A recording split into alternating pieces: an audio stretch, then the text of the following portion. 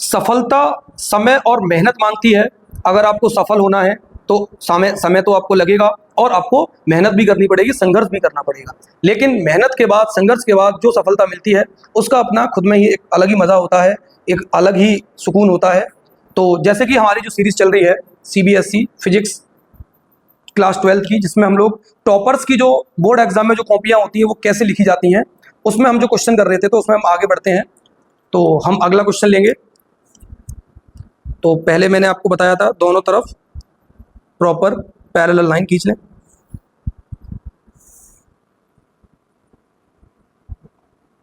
ये आपने लाइनिंग कर ली।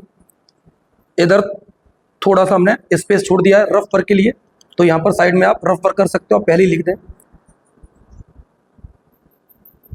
रफ वर्क, यहाँ पर आप रफ वर्क करोगे जो भी है।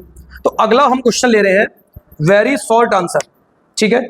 MCQ और असर्शन रीजनिंग 1 नंबर के आते हैं और उसके बाद वेरी शॉर्ट आंसर आते हैं आपके सेक्शन B में। तो ये आपके 2 नंबर के होते हैं, 2 मार्क्स का ईच क्वेश्चन होगा। और जैसे कि आप स्क्रीन पर क्वेश्चन देख पा रहे हैं, ये क्वेश्चन है जो CBSE 2020 में आया हुआ क्वेश्चन है। तो पहले मैं क्वेश्चन पढ़ लेता हूँ, आपको समझा देता हूँ। The work done in moving a charge particle between 2 points in a uniform electric field does not depend on the path followed by the particle y। अब आप इस क्वेश्चन को पहले समझें और इसका पहले आपको आंसर पता होना चाहिए, फिर उसको आप कैसे लिखोगे बिना गलती किए वो मैं आपको बताऊंगा। तो क्वेश्चन में कह रहा है कि किसी चार्ज पार्टिकल को 2 पॉइंट के बीच में और वहां पर यूनिफॉर्म इलेक्ट्रिक फील्ड होना चाहिए, तो वो उसके पाथ पर डिपेंड नहीं करता है। वर्क डन पाथ पर डिपेंड नहीं करता है। क्यों नहीं करता है? तो पहले तो आपको इसका आंसर पता होना चाहिए। आपको ये पता होना चाहिए कि जो यहाँ पर इलेक्ट्रिक फोर्स है या इलेक्ट्रिक फील्ड है, तो यहाँ पर जो फोर्स लग रहा है वो फोर्स एक कंजर्वेटिव फोर्स होता है और कंजर्वेटिव फोर्स द्वारा किया गया वर्क डन पाथ पर डिपेंड नहीं करता है। किस पर डिपेंड करता है? उसकी इनिशियल और फाइनल पोजीशन पर। तो इस क्वेश्चन का आप आंसर कैसे लिखोगे जिससे आपको पूरे में से पूरे मार्क्स मिल सकें, 2 में से 2 नंबर मिले?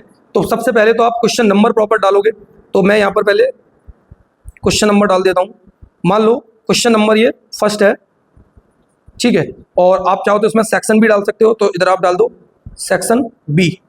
मान लो सेक्शन B का क्वेश्चन नंबर 1 है, तो इसका आप आंसर यहाँ पर लिख रहे हो। तो अब यहाँ पर आप आंसर लिखना स्टार्ट करोगे। तो इसमें आपको प्रॉपर थ्योरेटिकल क्वेश्चन है, आपको थोड़ा सा राइटिंग का, लैंग्वेज का ध्यान रखना है। तो इसका आपको मैंने आंसर बता दिया। अब इसको आप अपने वर्ड में ऐसा लिखें जिसमें कोई गलती ना हो, प्रॉपर सेंटेंस लिखा हो और बढ़िया राइटिंग हो। तो मैं अगर स्टूडेंट होता तो मैं इसको कैसे लिखता, देखिए। It is because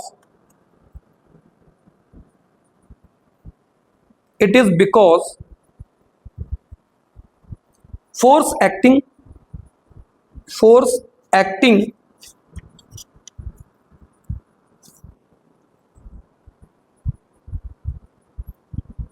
on charge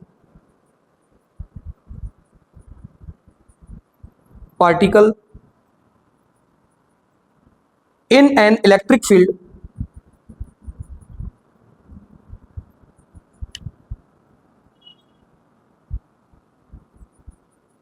is a conservative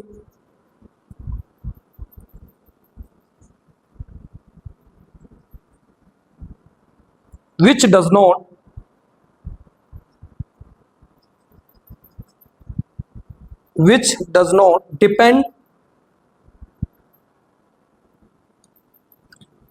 on the path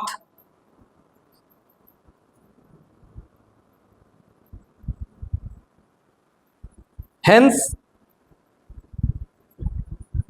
the work done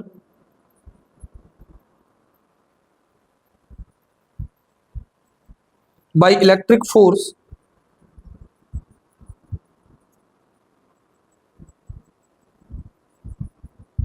is independent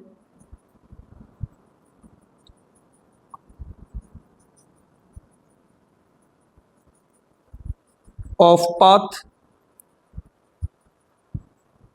followed by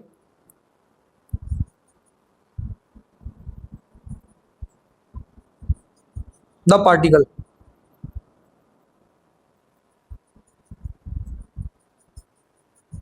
तो ये इसका प्रॉपर आंसर हो गया। इसमें आपने कोई काटपीट नहीं की, प्रॉपर लैंग्वेज लिखी है, प्रॉपर आपने सही आंसर लिखा है। अब टीचर जो चेक करेगा वो देखेगा प्रॉपर बच्ची ने क्वेश्चन नंबर डाला है कि किस क्वेश्चन का ये आंसर है, सेक्शन डाला है आपने, ठीक है।